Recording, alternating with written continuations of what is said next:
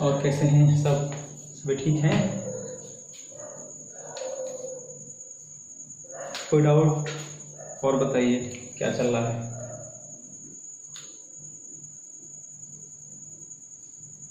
दोकलम पठार हो गया, और जो तीनों नदी तंत्र थे उत्तर भारत के, वो भी हो गए। अब एक मेन पॉइंट और है, जो मेन पॉइंट है वो ज़्यादातर पेपरों में इस समय आ रहा है, वह है 3 बीघा कॉरिडोर।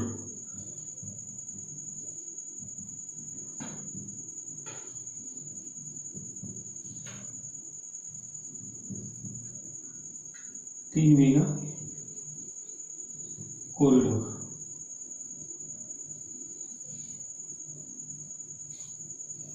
दोकलम पठार की अगर कल बताया था, चुंबी घाटी में है, चुंबी घाटी।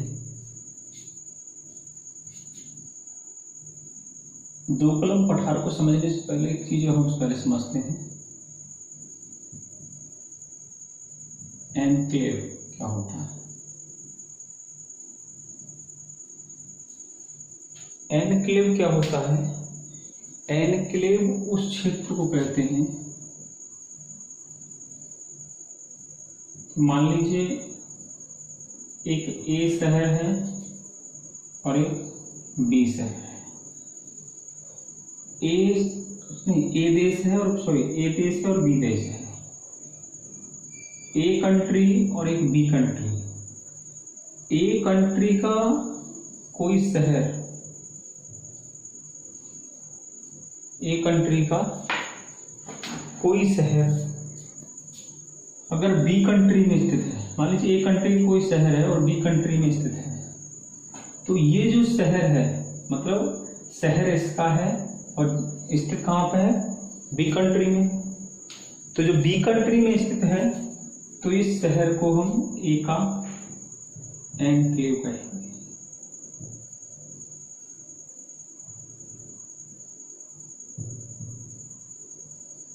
एनक्लेव कहेंगे। अब ए का एनक्लेव कहेंगे। अब यही चीज थी कि 1971 में जब बांग्लादेश आजाद हुआ था, 1971 में जब बांग्लादेश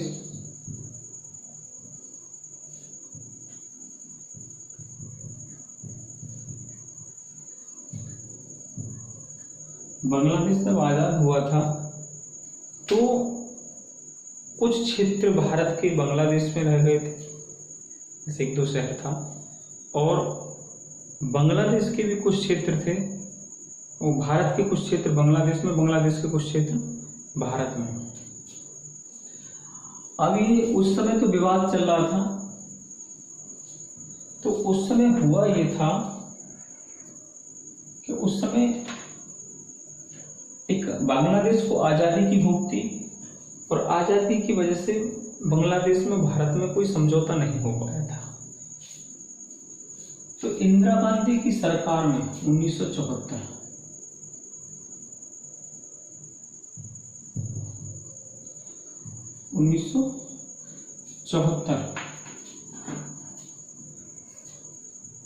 एक समझौता हुआ, वो था लैंड बाउंड्री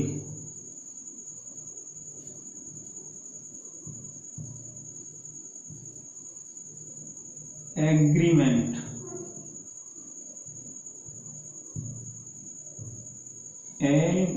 LBA।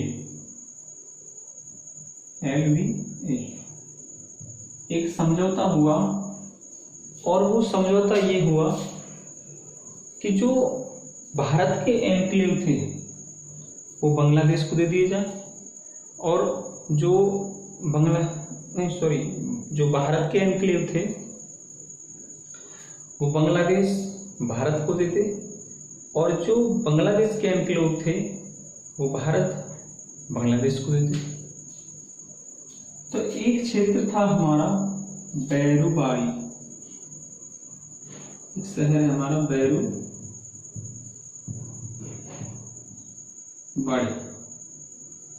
ये कौन सी जगह स्थित था? तो ये था बांग्लादेश में।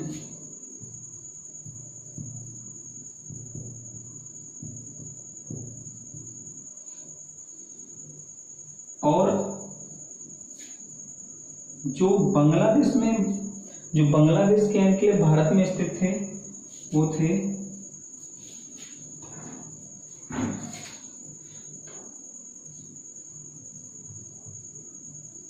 दहाग्राम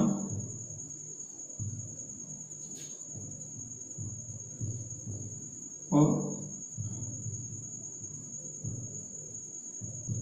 अंगरकोट। तो ये जो समझौता हुआ था 1974 में, इस समझौते के तहत बैरूबाड़ी ने भारत को तो दे दिया,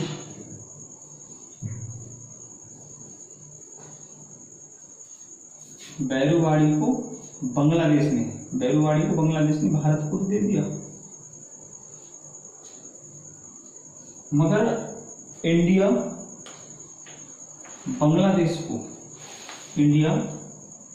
बांग्लादेश को इन क्षेत्रों को नहीं दे पाया, ना दहाग्राम और ना अंगरकोटा।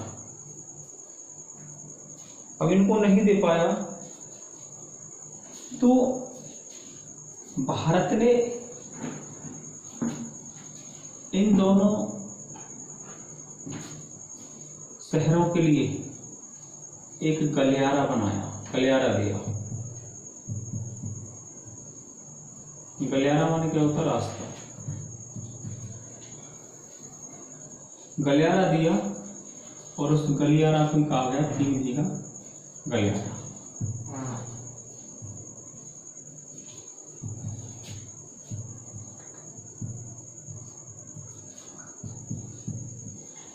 तीन गलियारा। कॉपी करो, पहले से कॉपी कर लो। चलो हो गया कॉपी।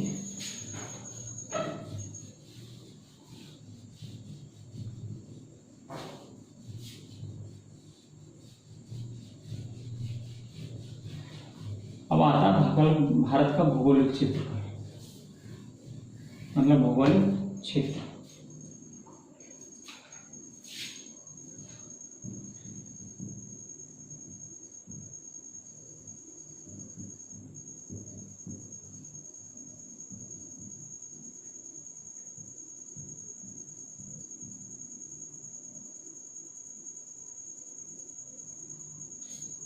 इसमें पहला जो पॉइंट हम देखेंगे भारत का भौगोलिक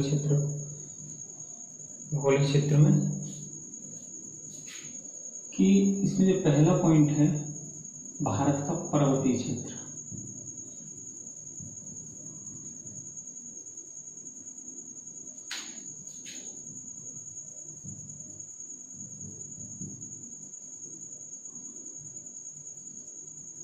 और पर्वतीय क्षेत्र में भी देखा जाए तो पहला पॉइंट है भारत,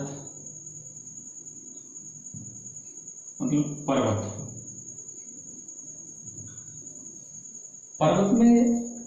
पर्वत किसे कहते हैं? हाँ, आप बताइए, पर्वत किसे कहते हैं?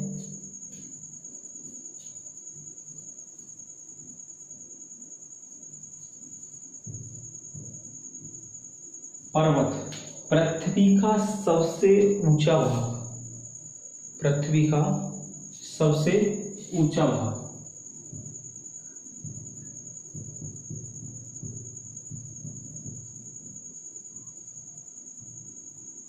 सबसे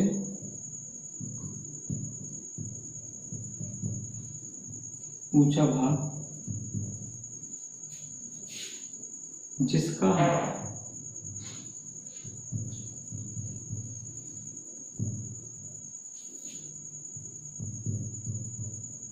ऊपरी क्षेत्र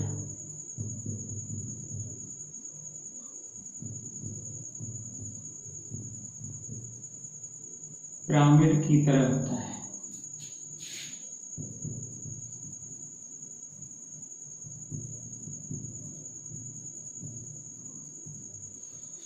पृथ्वी का सबसे ऊंचा भाग जिसका ऊपरी क्षेत्र पिरामिड की तरह होता है क्या कहलाता है?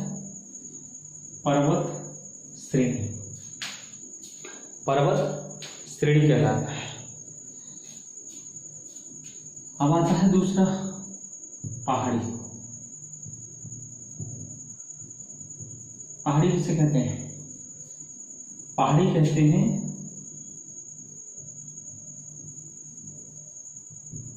पर्वत का छोटा रूप। पर्वत का छोटा रूप कहलाता है पहाड़ी। तीसरा पॉइंट जो होता है वो होता है पर्वत श्रेणी। पर्वत श्रेणी क्या होता है? समान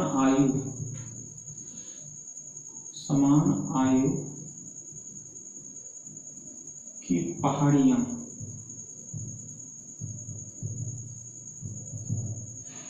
समान आयु की पहाड़ियों को पर्वत श्रेणी कहते हैं।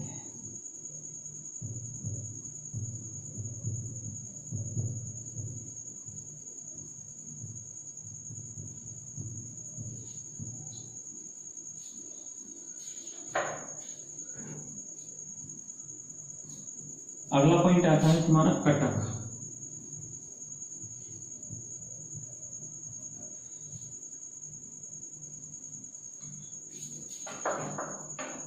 कटक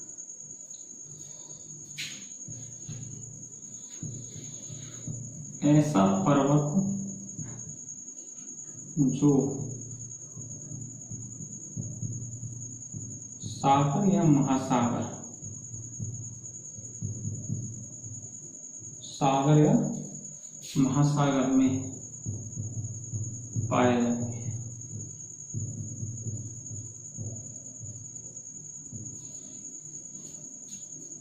ऐसे पर्वत या ऐसा पर्वत जो महासागर या सागर में पाए जाते हैं वो क्या कहलाते हैं? कटक कहलाते हैं। अगला है घाट।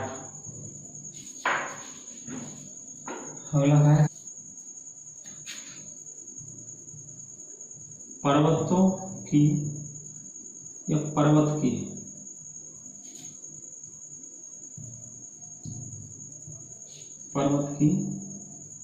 लंबी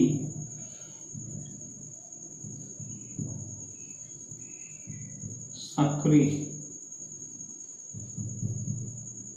कतार। लंबी संकरी कतार। अब इसमें होता क्या है? घाट क्या कहते हैं? पर्वत की लंबी संकरी कतार। जैसे हमारे भारत में दो पर्वत हैं जिन्हें हम घाट के नाम से जानते हैं। पहला एक है तुम्हारा दक्षिणी भारत में पश्चिमी घाट,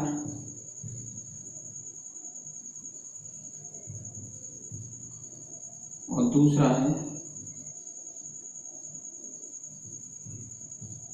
पूर्वी घाट। कॉपी करिए इसका।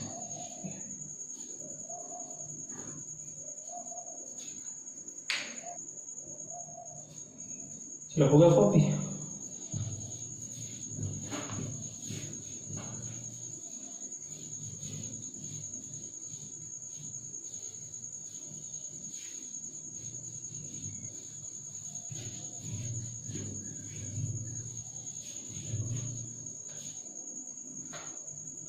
पूरी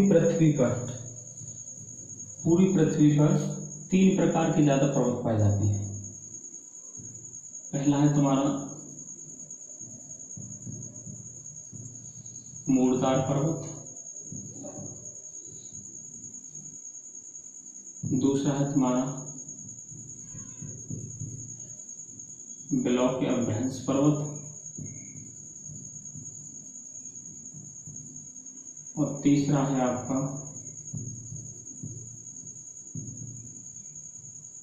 अवशिष्ट पर्वत।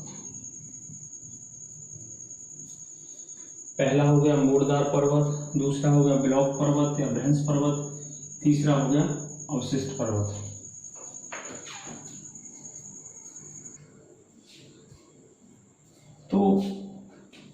मोड़दार पर्वत हो गया, बिलो का भ्रंश पर्वत हो गया, अवशिष्ट पर्वत हो गया।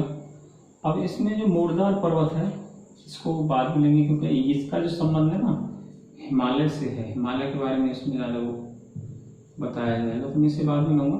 पहले बिलोक पर्वतों और अवशिष्ट पर्वतों को पहले मैं आपको ये बता दूँ।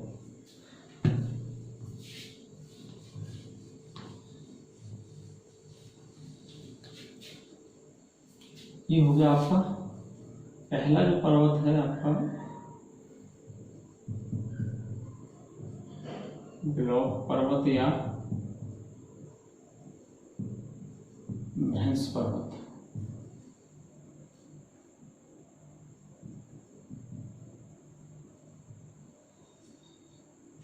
बिलोक या भ्रंश पर्वत कौन से होते हैं?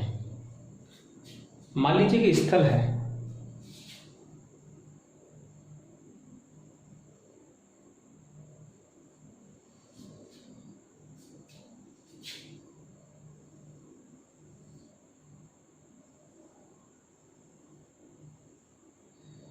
इसका जो दोनों तरफ का जो क्षेत्र है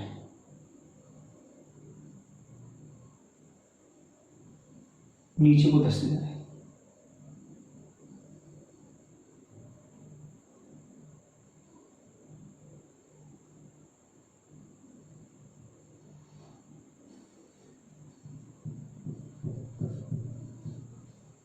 तो ये जो क्षेत्र ऊपर उठा हुआ है ये तो बिलोक पर्वत का उदाहरण होगा।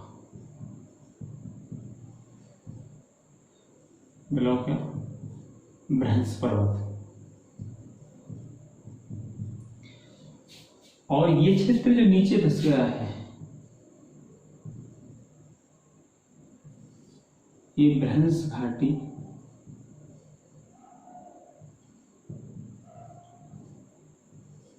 होगी।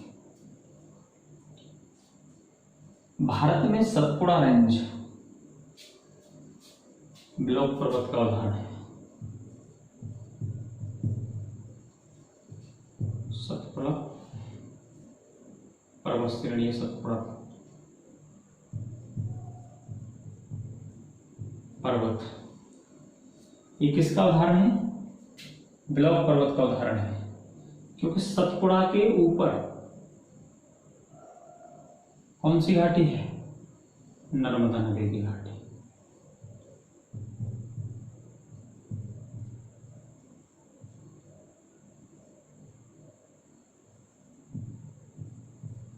और दक्षिण की ओर ताप्ती नदी की घाटी या ताप्ती नदी की घाटी।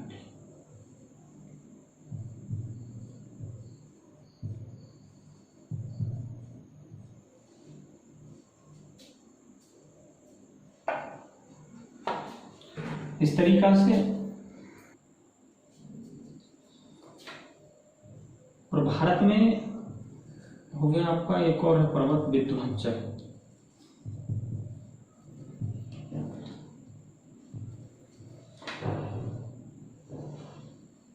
विंध्याचल पर्वत ये भी बिलोक पर्वत का उदाहरण है।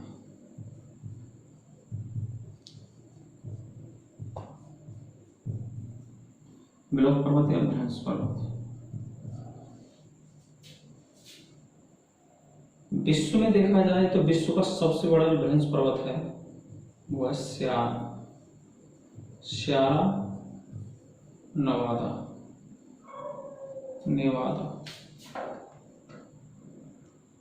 सियरा नेवादा अमेरिका में विश्व का सबसे बड़ा बिलोक पर्वत है। एक और है पर्वत, एक और पहाड़ी है, इन्हें कहते हैं नमक पहाड़ी।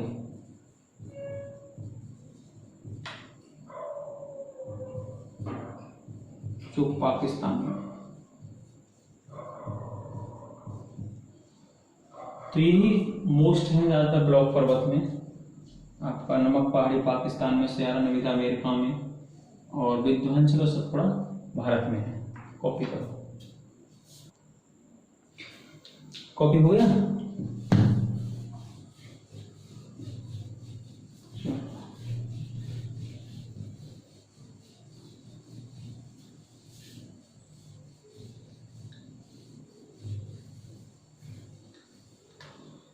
दूसरा जो आता है आपका, दूसरा वो आता है अवशिष्ट पर्वत।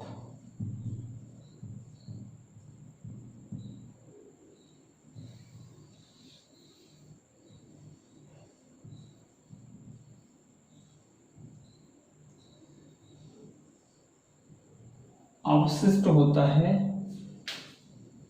बचा हुआ। अब आता है कि मौसमी घटनाओं, मौसमी घटनाओं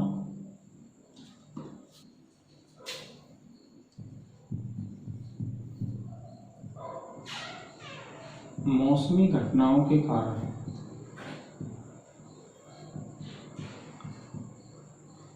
इन पर्वतों का क्या होता है, क्षरण होता है, क्षरण होता रहता है। तो इनके बचे हुए भाग को, क्षरण के बाद जो बचा हुआ भाग है,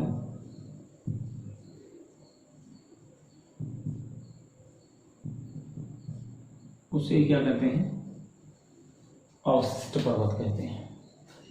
क्या कहते हैं, अवशिष्ट पर्वत कहते हैं।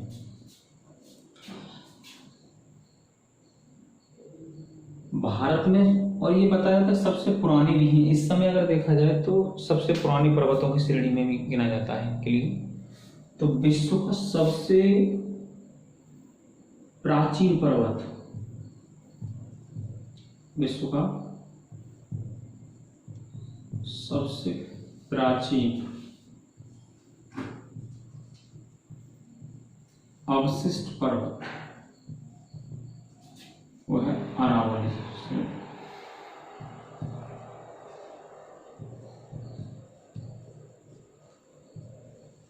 अरावली से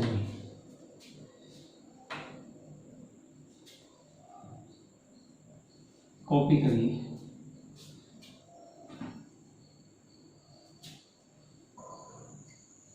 अब तीसरा पॉइंट आता है आपका,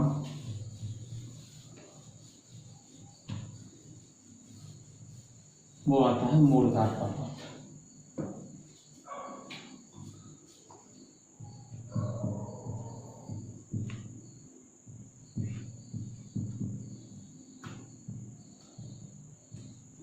मूर्धार पर्वत, अगर मूर्धार पर्वतों की बात की जाए तो मूर्धार पर्वत प्लेटों के खिसकाव, जो प्लेट होती है उनके खिसकाव के कारण बनते हैं।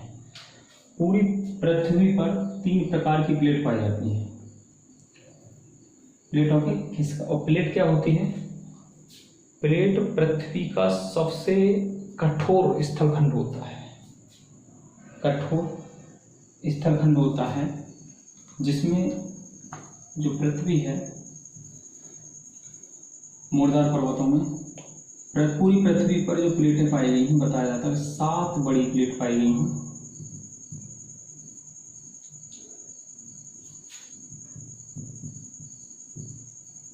और अगर नासा ने छोटी प्लेटों को बताया तो 100 के समथिंग छोटी प्लेट है, नासा ने बताया है। और ये प्लेटें कितनी प्रकार की होती हैं,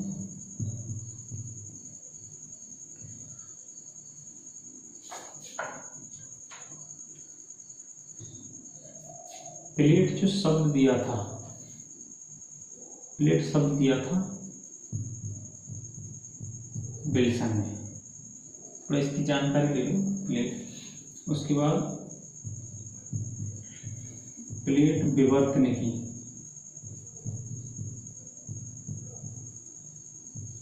प्लेट विवर्तने की जो शब्द दिया है वो दिया है मॉर्गन ने। मॉर्गन एक भूगोलविद थे, मॉर्गन। और प्लेट विवर्तने की सिद्धांत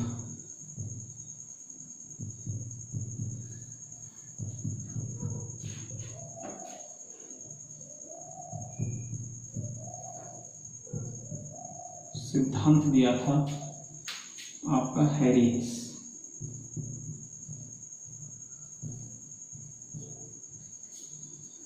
कॉपी करिए इसको।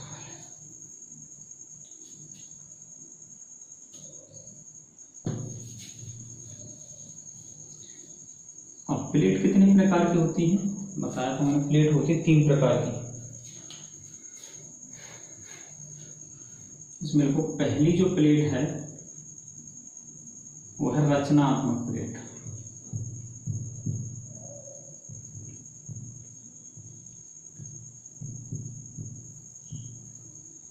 रचनात्मक प्लेट में क्या होता है कि मान लो यहाँ पर 2 प्लेट है,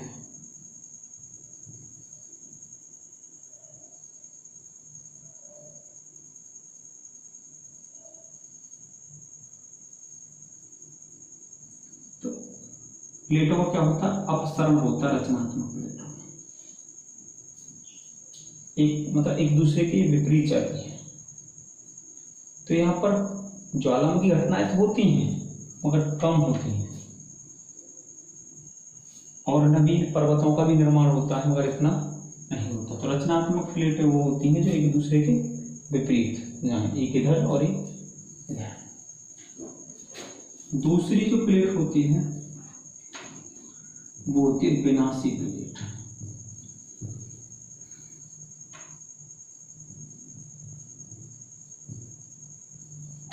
एक दूसरे के जो विपरीत जाने वाली स्थिति को अपसरण भी कहते हैं। एक होती है विनाशी प्लेट,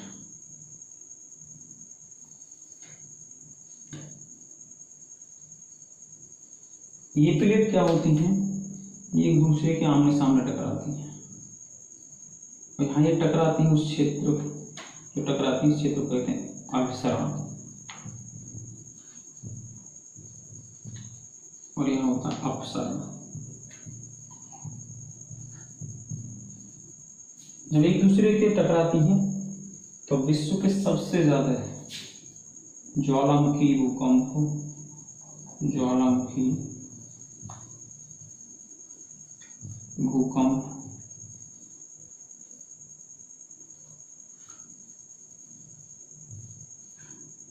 इसी क्षेत्र में आते हैं।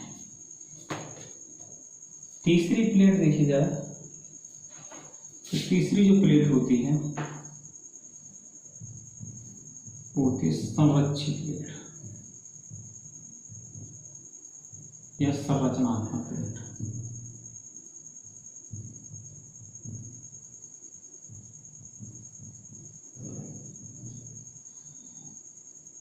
दो प्लेट है मान लीजिए इस तरीका से,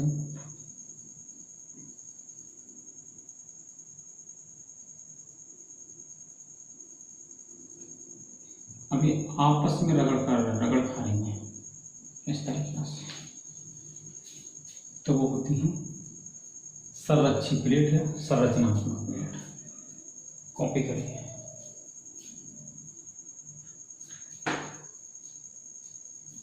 होगा कॉपी।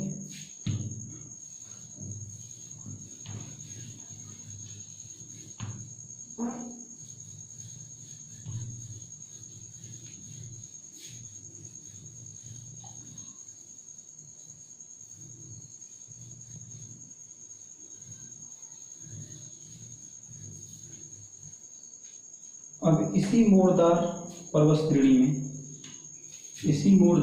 श्रेणी में हमारा भारत का हिमालय पर्वत का निर्माण हुआ।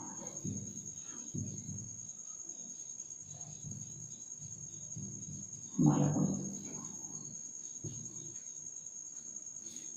जाओगे? चलो हिमालय पर्वत अगले लेक्चर में देखेंगे। कुछ क्वेश्चन हैं जो पिछले जो अध्याय मैंने पढ़ा दिए उनसे मैंने कुछ क्वेश्चन निकाले हैं, और उन क्वेश्चनों को आप जो ऑफलाइन वाले हैं वो ऑनलाइन वाले हैं वो कमेंट में उनके आंसर देंगे, और जो ऑफलाइन वाले हैं वो तो आमने सामने हम लोग बैठ के डिस्कस कर ही लेंगे। तो जो ऑनलाइन वाले हैं वो कमेंट में अपना आंसर देंगे जो भी है। तो लिखवा देता हूँ मैं पहला, अगर इस पर क्या लिखवाऊंगा मैं वैसे ही बोल देता हूँ, लिख लेंगे। पहला जो क्वेश्चन है, पहला क्वेश्चन लिखिए, कैप कोमोरिन किस राज्य में स्थित है? पहला क्वेश्चन है केप कोमोरिन किस राज्य में स्थित है। दूसरा क्वेश्चन लिखिए, ये सब के आंसर देने हैं, ऑनलाइन वाले कमेंट में और ऑफलाइन वाले आमने सामने बैठ के हम डिस्कस कर लेंगे, आप करके लाना था। दूसरा है LAC लाइन, LAC लाइन किन किन देशों के बीच है? LAC लाइन किन किन देशों के बीच है? अगला है नुब्रा नदी किस जगह से निकलती है? नुब्रा नदी किस जगह से निकलती है? अगला क्वेश्चन है, क्वेश्चन नंबर 4 हो गई, डूरंट लाइन किन किन देशों के बीच है? डूरंट लाइन किन किन देशों के बीच है? साल्टोरो श्रेणी किस ग्लेशियर पर है? साल्टोरो श्रेणी किस ग्लेशियर पर है? भारत में विश्व की कितने प्रतिशत जनसंख्या, भारत में विश्व की कितने प्रतिशत जनसंख्या निवास करती है? अगला क्वेश्चन है इंदिरा पॉइंट किस जगह पर स्थित है? इंदिरा पॉइंट किस जगह पर स्थित है? अगला है क्षेत्रफल की दृष्टि से भारत का विश्व में कौन सा स्थान है? क्षेत्रफल की दृष्टि से भारत का विश्व में कौन सा स्थान है? अगला है डोकलाम पठार लिखिए भाई, डोकलाम पठार किस घाटी में है?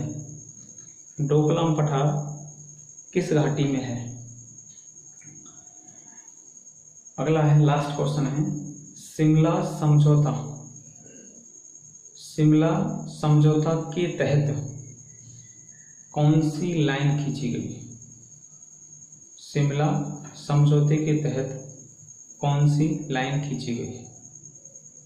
और अगला है आपका शिमला समझौता कब हुआ था?